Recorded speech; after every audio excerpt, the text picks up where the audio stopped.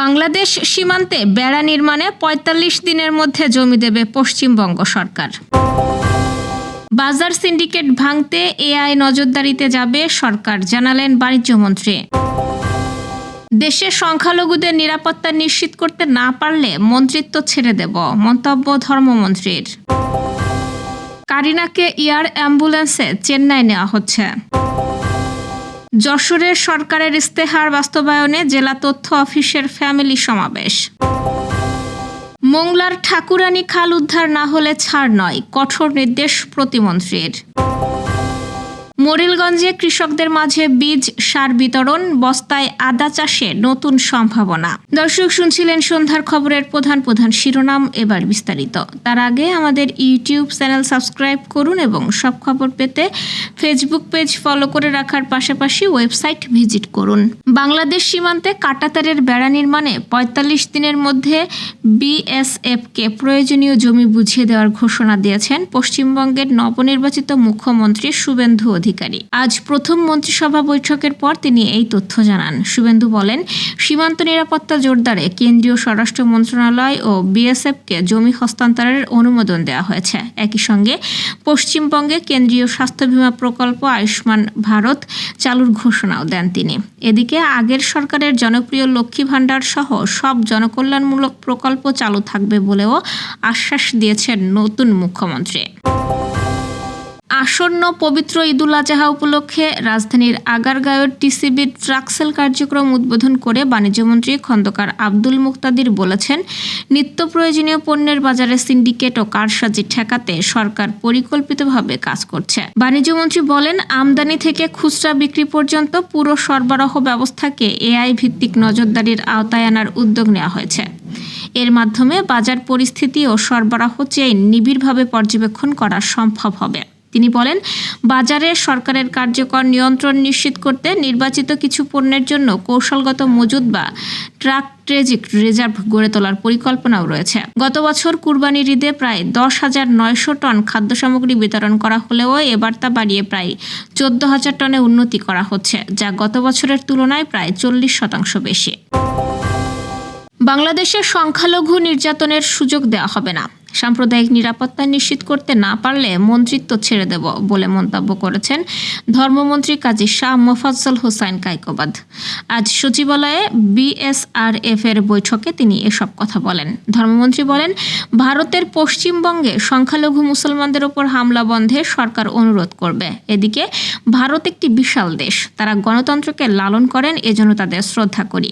মন থেকে তাদেরকে আরও শ্রদ্ধা জানাবো যদি ওই দেশের সংখ্যালঘুদের আপন করে নিয়ে নিরাপত্তা দেয় এবং উনাদের জনগণের একটা অংশ হিসেবে মনে করে অধিকার রক্ষা করে। তিনি আরও বলেন, ভারতে ঘটেছে বলে বাংলাদেশে এমন ঘটনা ঘটতে দেওয়া যাবে না।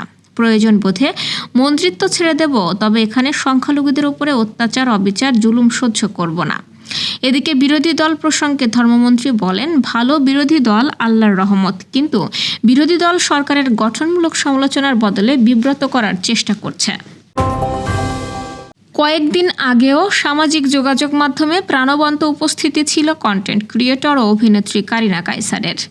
কন্টেন্ট তৈরি, অভিনয় ও চিত্রনাট্য লেখার ব্যস্ততার মধ্যেই চলছিল তার সময়। তবে হঠাৎ গুরুতর অসুস্থ হয়ে পড়েন তিনি। বর্তমানে লাইফ সাপোর্টে রয়েছেন এই তরুণী। গুরুতর লিভার জটিলতায় আক্রান্ত কারিনাকে উন্নত চিকিৎসার জন্য আজ বিকেলেই ভারতের চেন্নাইয়ে নেওয়া হচ্ছে। এয়ার অ্যাম্বুলেন্সে তাকে নেওয়ার প্রস্তুতির কথা জানান তার বাবা, জাতীয় দলের সাবেক ফুটবলার কায়সার হামিদ। যশোরে বর্তমান সরকারের নির্বাচন ইস্তেহার বাস্তবায়নে জেলা তথ্য অফিসের উদ্যোগে অনুষ্ঠিত হয়েছে ফ্যামিলি সমাবেশ। সোমবার দুপুরে Jessore collectorate school and college মিলনায়তনে আয়োজিত এই অনুষ্ঠানে প্রধান অতিথি ছিলেন জেলা পরিষদের প্রশাসক দেলোয়ার হোসেন খোকন। তিনি বলেন, সরকারের উন্নয়ন কার্যক্রম তৃণমূল পর্যায়ে পৌঁছে দিতে জনগণের অংশগ্রহণ জরুরি। জেলা সিনিয়র তথ্য অফিসার রেজাউল করিমের সভাপতিত্বে অনুষ্ঠানে শিক্ষা কর্মকর্তা, প্রেস ক্লাব নেতৃবৃন্দ সহ বিভিন্ন শ্রেণী পেশার মানুষ অংশ নেন। সমাবেশে সরকারের উন্নয়ন কর্মকাণ্ড ও নির্বাচন ইস্তেহারের বিভিন্ন দিক তুলে ধরা হয়। পরে প্রদর্শন করা হয় বিশেষ তথ্যচিত্র ও সচেতনমূলক অনুষ্ঠান। বাগেরহাটের মোংলা শহরের জলাবদ্ধতা ও পরিবেশ বিপর্যয়ের অন্যতম কারণ হয়ে দাঁড়ানো ঠাকুরানী খাল উদ্ধার করতে কঠোর নির্দেশ দিয়েছেন পরিবেশ, বন ও জলবায়ু পরিবর্তন বিষয়ক প্রতিমন্ত্রী ডক্টর শেখ ফরিদুল ইসলাম। তিনি বলেছেন, প্রভাবশালী দখলদারদের কোনো ছাড় দেওয়া হবে না এবং 1 সপ্তাহের মধ্যেই খাল উদ্ধারে দৃশ্যমান অগ্রগতি দেখতে চায় মন্ত্রণালয়। রোববার মোংলা বন্দর কর্তৃপক্ষের সভাকক্ষে অনুষ্ঠিত এক বৈঠকে প্রতিমন্ত্রী প্রশাসনের ঊর্ধ্বতন কর্মকর্তাদের সামনে এই নির্দেশনা দেন। তিনি স্পষ্টভাবে জানান, খালের স্বাভাবিক প্রবাহ ফিরিয়ে আনতে দ্রুত সমন্বিত অভিযান পরিচালনা করতে হবে। ঠাকুরানী খালের 2 পাড় জুড়ে গড়ে উঠেছে অসংখ্য দোকানপাট ও বসতবাড়ি। কোথাও কোথাও খাল এতটাই সরু হয়ে গেছে যে তা এখন ড্রেনের মতো দেখাচ্ছে। শহরের বর্জ্য খালে ফেলায় সৃষ্টি হয়েছে তীব্র দুর্গন্ধ। ফলে সামান্য বৃষ্টিতেই মোংলা শহরের অধিকাংশ এলাকা পানিতে তলিয়ে যায়। প্রতিমন্ত্রীর নির্দেশের পর নড়েচড়ে বসেছে জেলা প্রশাসন ও মোংলা বন্দর কর্তৃপক্ষ। আগামী কয়েকদিনের মধ্যেই খালের ওপর থাকা অবৈধ স্থাপনা উচ্ছেদ অভিযান শুরু হতে পারে বলে জানাচ্ছে তারা। বাগেরহাটের মোরেলগঞ্জে পারিবারিক পুষ্টি বাগান সম্প্রসারণে কৃষকদের মাঝে বিনামূল্যে বীজ ও সার বিতরণ করেছে উপজেলা কৃষি অধিদপ্তর। আজ বেলা 11টায় উপজেলা কৃষি অফিস প্রাঙ্গণে এই প্রণোদনার বিতরণ করা হয়।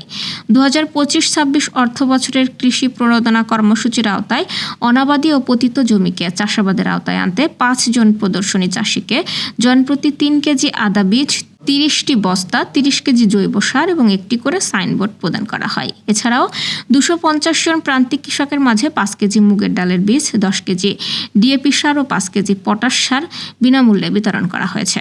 আনুষ্ঠানিকভাবে কৃষি উপকরণ বিতরণ করেন উপজেলা কৃষি অফিসার মোহাম্মদ সাইফুল ইসলাম। তিনি জানান, বাড়ির আঙিনা ও পতিত জমিকে কাজে লাগিয়ে এবার প্রথমবারের মতো বস্তায় আদা চাষ শুরু করেছেন কৃষকরা। রোপণের প্রায় 11 মাসের মধ্যেই ফলন পাওয়া সম্ভব হবে। এতে পারিবারিক চাহিদা পূরণের পাশাপাশি বাজারে বিক্রি করে কৃষকরা অর্থনৈতিকভাবে লাভবান হবেন বলে আশা প্রকাশ করেন তিনি। দর্শক, এই ছিল সন্ধ্যার আয়োজন। রাতের খবর দেখার আমন্ত্রণ রইল। এতক্ষণ সাথে থাকার জন্য ধন্যবাদ।